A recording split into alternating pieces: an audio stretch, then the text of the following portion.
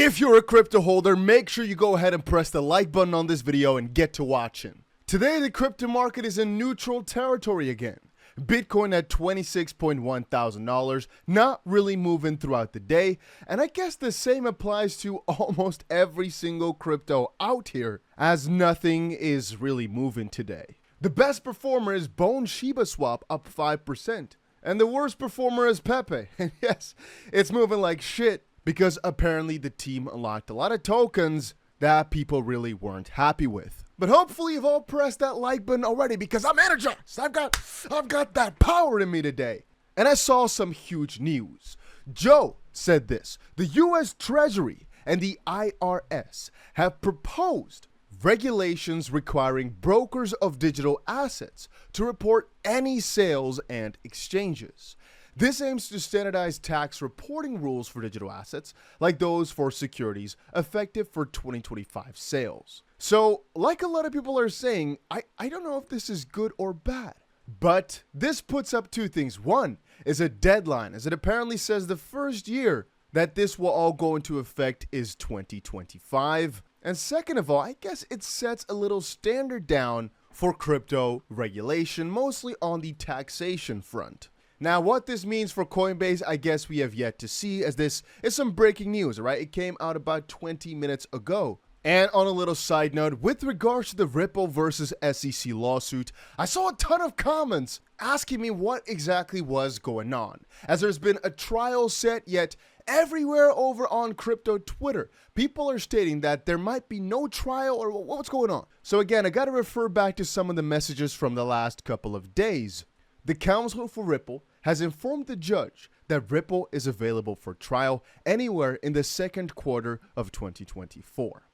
The SEC then later informed the judge of the dates available in the second quarter of 2024. However, Brad Garlinghouse and Chris Larson informed that they are not available in the second quarter of 2024. At the same time, some lawyers were switching around ever so slightly, and that brings us on to the point which I stated just now. All right, let's get it. Seeing many out there speculate that Brad Garlinghouse, Chris Larson trial won't happen. For many reasons, I agree.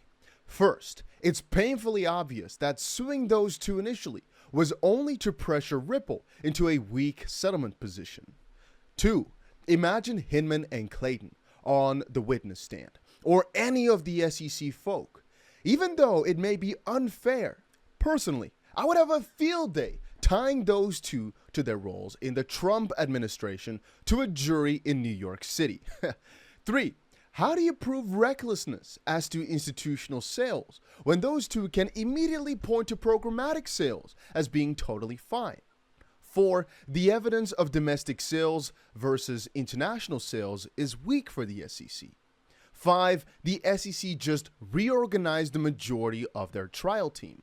6. The SEC is in back-to-back-to-back trials, then must jump immediately into this trial. No wonder the SEC is going for the appeal, as again, that would delay things and potentially work things out without even having to go to trial. I know there are different issues, but theoretically speaking, if the SEC wins what they want to, they could let the rest behind.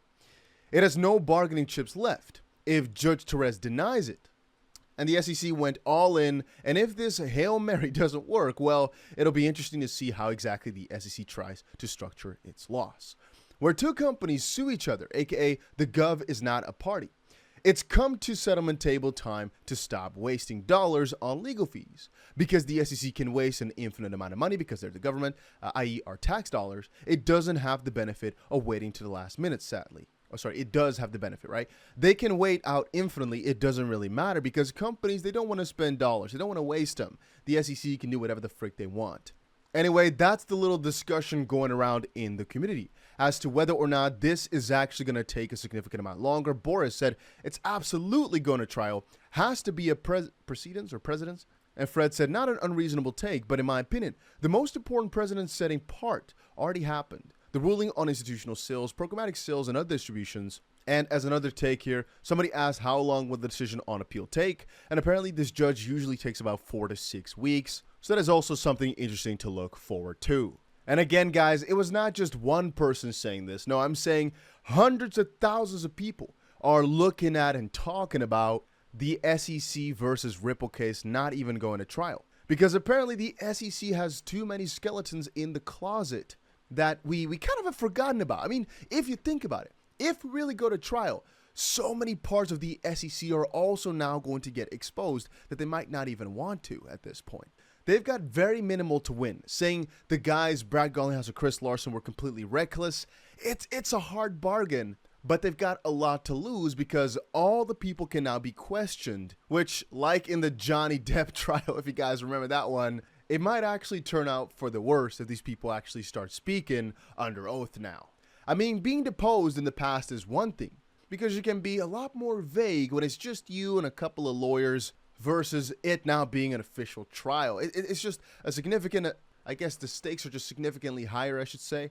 Oh, and I'd be looking forward to seeing Jay Clayton or Bill Hinman question about things. It would just be extremely awkward in a funny way. So from that perspective, I do kind of hope it's going to go to trial.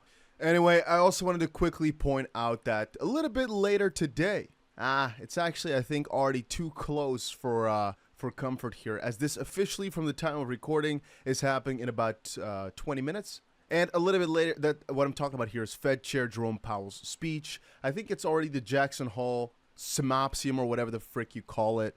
There's apparently also something happening tomorrow. Perhaps it's actually a little bit more time that it takes. Not so sure. There's just a couple of guys that speak at this, I guess Symposium. And apparently Fed Chair Powell is speaking 4:05 UTC2, which again from time of recording is in 20 minutes. Probably it's like exactly the time I post this video, as it takes some time to render out and upload. So if you still got time, make sure you tune into that. Just kind of head over and see exactly what's being said. Honestly, guys, most likely nothing too special will be said. The next major decision is like a whole month away still. And I guess something that might be interesting is unemployment rate September 1st coming up. And these speeches are mostly just to keep you up to date with what exactly is happening, sometimes giving some good insights into the near future. However, we already know that the US dollar and the US as a concept is not in the best of situations right now. I believe we covered it in depth yesterday with all the different parts, right? The BRICS to officially abandon the US dollar for trade settlements. That's a very big deal. You might not understand, but this is a major, major deal. Game breaking, literally, by definition. The US government suing Elon Musk's SpaceX. Thought that was also quite crazy. Not too crypto related, but still quite crazy in terms of news. And again, the BRICS as a concept expanding massively. Going from Brazil, Russia, India, China, South Africa to, well, BRICS++ with Saudi Arabia, Argentina, Egypt, Ethiopia, Iran, and the UAE also joining, most likely to just stop this reliance on the US dollar, as we've seen with different announcements. But yeah, like I was saying, just a pretty crazy situation.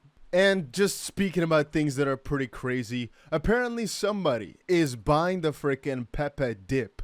Why? I don't fully understand. This person's been buying, I guess in total millions of dollars worth of Pepe after there was just a massive amount of fear, as basically some developer wallets were moving a lot of money around. Modifications were applied to the dev wallets originally containing $10 million in Pepe value, resulting in reduction of mandatory transaction signatures. This change, which lowered the necessity from 5 out of 8 signatures to just 2, prompted immediate suspicions. Hence, everything basically fell like crazy. Yet somebody is buying the dip. Does that mean a massive recovery for Pepe is incoming? Anyway, guys, I just wanted to get you guys all up to date with exactly what's going on with that trial, as I noticed a lot of questions about it. For the rest, I'm going to be looking, around the crypto space to see everything that's going on. And I'll get you guys an update quite shortly. So just stick around the channel today, as a couple of cool updates will be coming out. I trust myself on that. And of course, if you haven't yet, make sure you put that notification bell on. And I'll see you guys again in another crypto video, hopefully somewhere later today.